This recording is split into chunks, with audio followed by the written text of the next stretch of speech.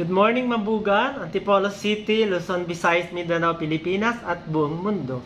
Mga kabarangay, kamusta po? Sana nasa mabuting kalagayan palagi at ligtas sa anumang kapahamakan. Lagi po tayo maging prayerful, hindi po tayo mababayaan ng ating Panginoon.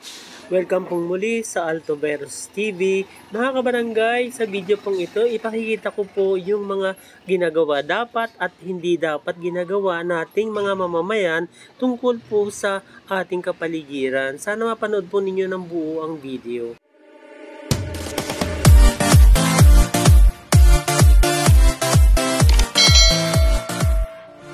Mga kabarangay, alam nyo, sa aking pagiging barangay kagawad mula po noong 1997 at bilang tagapangasiwa sa Komite ng Kapaligiran or Environment, nakagawa po ako ng isang tula noon po 2001. Kaugnay po ito ng ipinatupad na batas na Republic Act 9003 or mas kilala bilang The Solid Waste Management Act of 2000. At ang tula ko po ay may pamagat na pananagutan.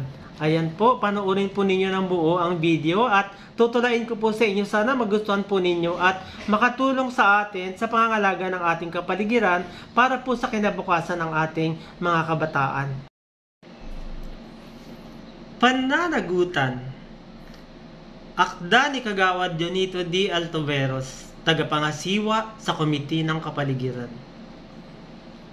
Kay ganda ng paligid, hindi dahil sa iyo, hindi rin dahil sa akin.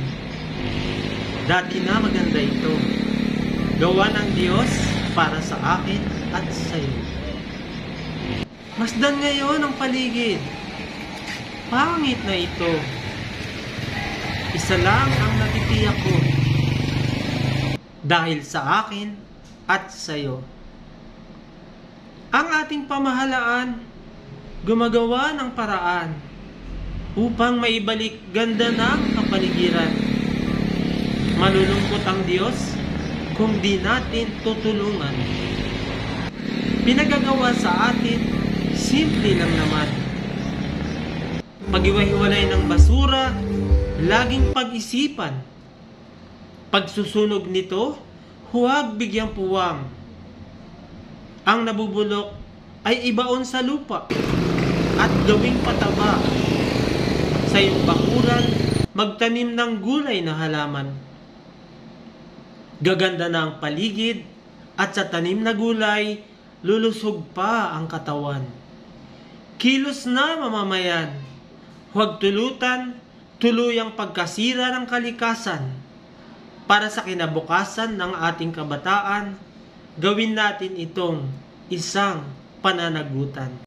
Ayan po mga kabarangay, alam nyo meron po akong nabasang isang talata sa Biblia na panurusahan po ng Diyos ang mga taong sumisira sa lupa or sa kalikasan mismo.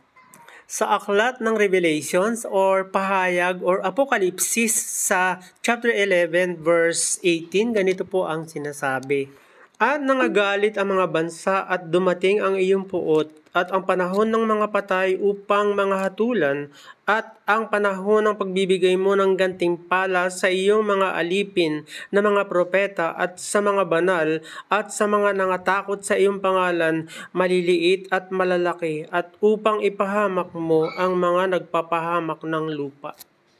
Ayan po, malinaw mga kabarangay ang sinasabi ng Biblia na talagang parurusahan po ang mga taong hindi marunong mangalaga sa kalikasan na nilikha ng Diyos na maganda. Kaya sana ang tula kong ito ay makatulong para mula ngayon ay alagaan po natin ang ating kapaligiran para po yan sa kinabukasan ng ating mga kabataan. Maraming salamat po sa inyong panonood sa aking maikling video. Nawa ay naibigan po ninyo. Kung hindi pa po kayo nakapag-subscribe sa Altoveros TV, please subscribe.